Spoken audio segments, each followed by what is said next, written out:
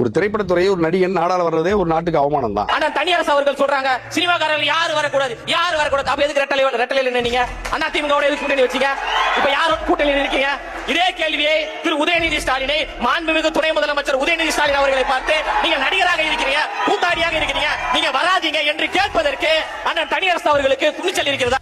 நாட்டில் நடக்கிற எல்லா வகையான அத்துமீறல்களுக்கும் அதை சகித்து கொண்டு வாழ்ந்து இவர் மட்டும் தனித்து பெரிய பங்களாவில் நீலாம்பூர்ல பனையூர்ல பெருசா வீடு கட்டியிருக்கிறாரு. 50 லட்சம் ரூபாய் கார்ல வர உழைச்சு சம்பாதிச்சார் சார், உழைச்சு சம்பாதிச்சார்.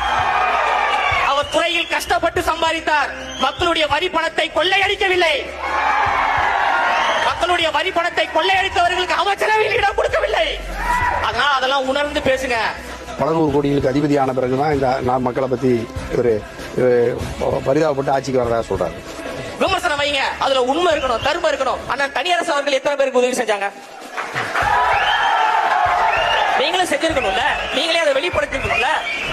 நீங்க எதுவுமே பண்ணாம அவர் செஞ்சாரா பொய்களையும் பித்தலாட்டங்களையும் முன்வைத்தால் தமிழ்நாடு மக்கள் பார்த்துக்கிட்டு தானே இருக்கிறாங்க.